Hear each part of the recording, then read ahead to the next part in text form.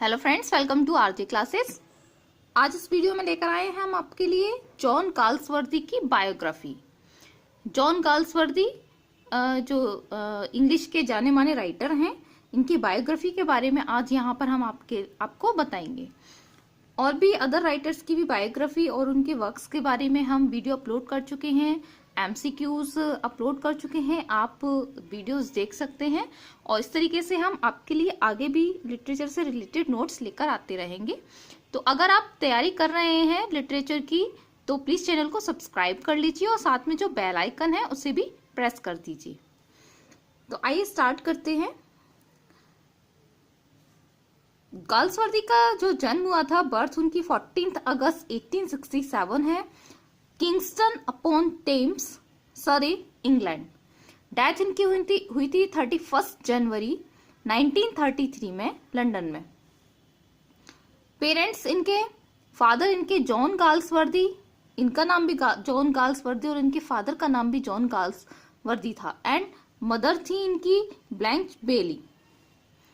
Education इनकी हुई थी हैरो स्कूल में और उसके बाद न्यू कॉलेज ऑक्सफोर्ड में। नेक्स्ट है स्पाउस इनकी जो थी वो एडा नेमेसिस पियर्सन कूपर। इनकी स्पाउस यानी कि इनकी वाइफ थी एडा nemesis Pearson Cooper.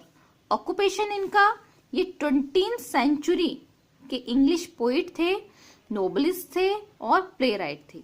20th century के थे, ये ध्यान रखिए क्योंकि इसमें आप देख सकते हैं जो इनकी बर्थ हुई थी 1867 में हुई थी, यानी कि 19th सेंचुरी थी, और डेथ इनकी 1933 में हुई थी, यानी कि 20th सेंचुरी में। तो जो इनके मेजर वर्क्स जो इन्होंने लिखने स्टार्ट किए थे, जो इनके मेजर वर्क्स थे वो 1901 से लेकर इनकी स्टार्टिंग हुई थी। तो वो 20th सेंचुरी की स्टार्टिंग थी, यानी कि ये जो राइटर जाने जाते हैं वो 20th सेंचुरी के लिए जाने जाते हैं।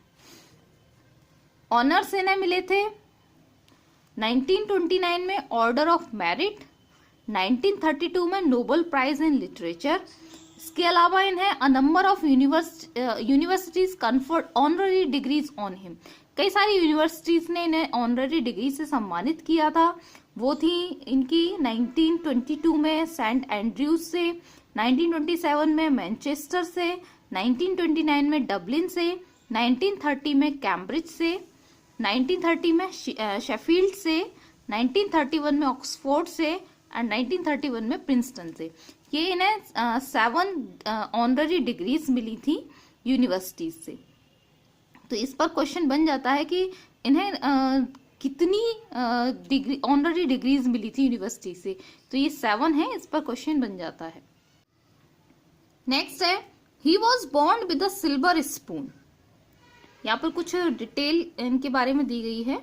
तो उनका जन्म हुआ था, जो कहा जाता है कि he was born with a silver spoon, यानी कि बहुत भाग्यशाली थे Galsworthy. His father John Galsworthy was the solicitor, और इनके जो फादर थे जॉन गाल्सवर्दी वो सॉलिसिटर थे। सॉलिसिटर यानी कि लॉयर थे। In 1891 he journeyed round the world for 2 years। 2 साल के लिए इन्होंने पूरे वर्ल्ड का राउंड लिया, यानी कि पूरे वर्ल्ड का चक्कर लगाया। 2 साल उन्होंने जर्नी की पूरे वर्ल्ड की। और कहाँ गए ये? Canada, Australia, Asia and South seas. In 1895, he began an affair with Ada Nemesis Pearson Cooper। जो इनकी यहाँ पर स्पाउस दिया हुआ है, इनकी जो वाइफ थी एडा नेमेसिस पियर्सन कूपर, इनके साथ इन्होंने अफेयर स्टार्ट किया था, जो कि the wife of his cousin Major Arthur Galsworthy, जो कि इनके जॉन गाल्सवर्दी के जो कजिन थे मेजर आर्थर गाल्सवर्दी, उनकी वाइफ थी ये एडा नेमेसिस। जॉन गाल्सवर्दी के कजिन की वाइफ थी, लेकिन उनके साथ में जॉन गाल्सवर्दी ने अफेयर स्टार्ट कर दिया था। 10 years later after her divorce, और 10 साल बाद उनके डाइवोर्स के बाद दे मैरिड ऑन 23 सितंबर 1905। 1905 में उन्होंने शादी कर ली, जॉन गाल्सवर्दी ने और एडा नेमेसिस ने। जब इनका डाइवोर्स हो गया, इनके हस्बैंड से, मेजर आर्थर से डाइवोर्स हो गया, उसके बाद इन दोनों ने शादी कर ली थी। In 1897 he began his literary career with a collection of short stories। 1897 में इन्होंने अपना लिटरेरी करियर स्टार्ट किया था with a collection of short stories. Short stories का एक कलेक्शन था इनका। स्टार्टिंग जो थी वो थी इनकी from the four winds. From the four winds ये इनका कलेक्शन है शॉर्ट स्टोरीज का। पहला कलेक्शन है जिससे इन्होंने अपना लिटरेरी करियर स्टार्ट किया था। From the four winds, question है कि ये फ्रॉम द फोर विंड्स क्या है इनका? ये इनका शॉर्ट स्टोरीज का कलेक्शन है। Published under the pen name John Sinjohn, जो कि जॉन सिन जॉन के नाम से पब्लिश हुई थी। अब ये जॉन सिन जॉन जो था वो जॉन गाल्सवर्दी ने अपना पेन नेम रखा हुआ था जॉन सिन जॉन, जिसका मतलब होता है जॉन सन ऑफ जॉन, क्योंकि इनके फादर भी जॉन थे, तो जॉन सन ऑफ जॉन। तो जॉन सिन जॉन जो साइडोनियम है, जो पेन नेम है, इसके अंडर में इन्होंने अपने स्टार्टिंग के वर्क्स लिखे थे। इट वॉज अ फेलियर, लेकिन ये जो कलेक्शन था शॉर्ट स्टोरीज का, ये इनका फेलियर था। He called it my first sin, और इसे इन्होंने क्या कहा था? माई फर्स्ट सिन कहा था। तो ये इन्होंने स्टार्ट किया था करियर 1897 में, लेकिन ये इनका फेलियर था और इसे इन्होंने माई फर्स्ट सिन कहा था। तो मेन जो इनके वर्क्स स्टार्ट होते हैं वो इनके स्टार्ट होते हैं 20th सेंचुरी से। Several of his early novels were published under the pseudonym of John St. John। और अधिकतर उनके जो अर्ली नॉवेल्स थे वो जॉन सिन जॉन के साइडोनियम के अंडर पब्लिश हुए थे। In 1899 his first full length novel Jocelyn was published under the name of John St. John। 1899 में इनका फर्स्ट फुल लेंथ नोवेल, ये क्वेश्चन बन गया, फर्स्ट फुल लेंथ नोवेल कौन सा था इनका? जोसलिन था, जो कि पब्लिश हुआ था जॉन सिन जॉन के पेन नेम के अंडर ये पब्लिश हुआ था। तो ये 1899 था, यानी कि 1899 के बाद 1900 स्टार्ट हो जाता है, तो वही इनकी 20th सेंचुरी लग जाती है। तो ये फर्स्ट वर्क इनका बस एक साल पहले 1899 में स्टार्ट हो गया था। In 1904 he bade goodbye to his pen name, और 1904 में इन्होंने अपना पेन नेम छोड़ दिया and started writing under his real name. उसके बाद अपने रियल नेम के अंडर राइटिंग स्टार्ट कर दी। The Island Pharisees was his first work that appeared under his own name. Island Pharisees जो था उनका फर्स्ट वर्क था जो उनके अपने खुद के नाम से अपीयर हुआ था। ये इनका फर्स्ट वर्क था जो खुद के नाम से अपीयर हुआ था, इनकी पेन नेम से अपीयर नहीं हुआ था। पेन नेम के बाद जब इन्होंने अपने खुद के रियल नेम से स्टार्ट कर दी थी राइटिंग, तो उसके बाद जो फर्स्ट वर्क था वो इनका था द आइलैंड फेरिसीज। नेक्स्ट है in 1906 he met with his real success. 1906 में उन्हें अपनी एक रियल सक्सेस मिली with his first play the Silver Box. Silver Box इनका फर्स्ट प्ले था जिससे इन्हें इनकी रियल सक्सेस मिली थी। नेक्स्ट है in 1906 his first successful novel. 1906 में इनका पहला successful novel the man of property was published which introduced the world to the Forsyte saga। 1906 में इनका पहला सक्सेसफुल नोवेल था द मैन ऑफ प्रॉपर्टी, ये पब्लिश हुआ था, जो कि इंट्रोडक्शन था किसके लिए? The foresight saga. अब ये जो फोरसाइट सागा है ये इनकी ट्रिलॉजी है। इसमें फोरसाइट सागा में इनके 5 वर्क्स हैं। उन 5 वर्क्स में से जो पहला था वो मैन ऑफ प्रॉपर्टी था, यानी कि 5 वर्क्स का कलेक्शन है इनका फोरसाइट सागा। पहली ट्रिलॉजी थी इनकी, 5 वर्क्स का कलेक्शन है फोरसाइट सागा, जिसका पहला वर्क था द मैन ऑफ प्रॉपर्टी। ये इसके लिए एक इंट्रोडक्शन था, फोरसाइट सागा के लिए एक इंट्रोडक्शन था द मैन ऑफ प्रॉपर्टी, जो कि इनका फर्स्ट सक्सेसफुल नोवेल था। In 1914 at the outbreak of the First World War, 1914 में जब फर्स्ट वर्ल्ड वॉर स्टार्ट हुआ था, he was too old to fight, तो उनकी एज बहुत थी लड़ने के लिए।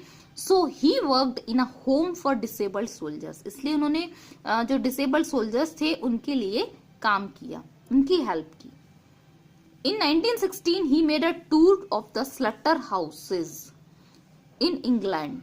इंग्लैंड के जो स्लटर हाउसेज हैं उसका एक टूर किया उन्होंने 1916 में। स्लटर हाउसेज होते हैं जहाँ पर मार दिया जाता है, एनिमल्स को काट दिया जाता है। आप जानते होंगे इस बारे में, किस तरीके से एनिमल्स को ले जाते हैं और उन्हें काट देते हैं, फिर उन्हें बेच देते हैं काट कर उनको। तो स्लटर हाउसेस का उन्होंने टूर किया था इंग्लैंड में and wrote a report on the inhuman methods of slaughtering animals. और जो इनह्यूमन मेथड है स्लटरिंग एनिमल्स का, इस पर एक रिपोर्ट इन्होंने लिखी थी। ही refused knighthood.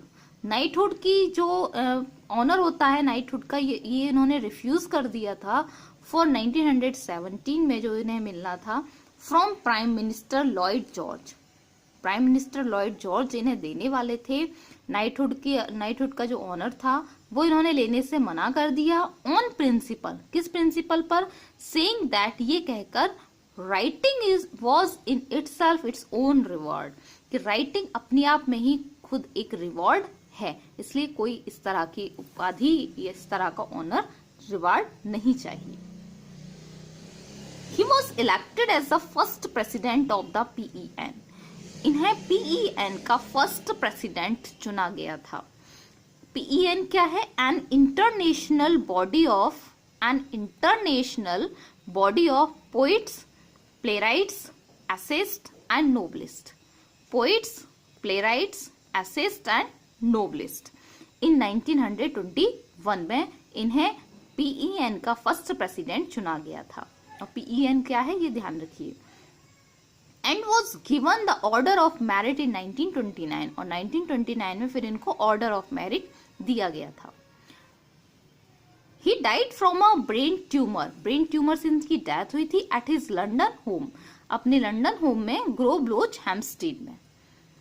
His ashes were scattered to the winds according to his last wish. इनकी लास्ट विश की अकॉर्डिंग जो इनकी एशेज थी उन्हें स्कैटर कर दिया गया, बिखेर दिया गया, यानी कि हवा में इस तरीके से बिखेर दिया गया, स्कैटर कर दिया गया। जो इनकी लास्ट विश थी कि उनकी जो एशेज हो उसे ऐसे ही हवा में बिखेर दिया जाए।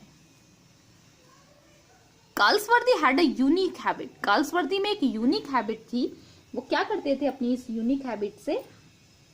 He used to turn an old novel into a new play.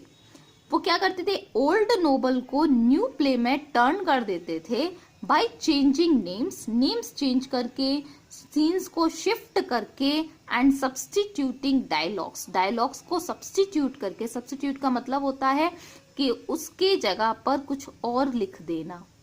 Substitution का मतलब आप समझते होंगे कि जैसे किसी चीज की यहाँ जरूरत है और अगर वो चीज अवेलेबल नहीं है तो कुछ उसके जैसा ही हम वहां पर यूज कर लेते हैं, तो वो उसके सब्सटीट्यूट के रूप में काम करता है। तो बस उस डायलॉग्स को सब्सटीट्यूट कर देते थे फॉर नैरेटिव फॉर्म में। तो वो नेम्स चेंज कर देते थे, सीन्स शिफ्ट कर देते थे, डायलॉग सब्सटीट्यूट कर देते थे। इस तरीके से वो क्या करते थे? ओल्ड नोवेल को एक न्यू प्ले में कन्वर्ट कर देते थे। हिज नोवेल, उनका जो नोवेल था आइलैंड फेरसीज, जो 1904 में पब्लिश हुआ था, reappeared as a play the Pigeon, जो पिजन के रूप में रीअपियर हुआ। यानी उनका जो नोवेल था आइलैंड फेरसीज वो प्ले द पिजन के रूप में रीअपियर हुआ, जिसमें उन्होंने ये चेंजेस कर दिए। तो ये इनकी एक यूनिक हैबिट थी। तो यहाँ पर ये गाल्सवर्दी की बायोग्राफी के बारे में बताया है हमने। गाल्सवर्दी के मेजर वर्क्स के बारे में आपको वीडियो आगे मिल जाएगी, और अदर भी जो ऑब्जेक्टिव क्वेश्चंस हैं, एमसीक्यूज हैं, उनके बारे में भी वीडियो आपको आगे मिल जाएंगी। Thank you.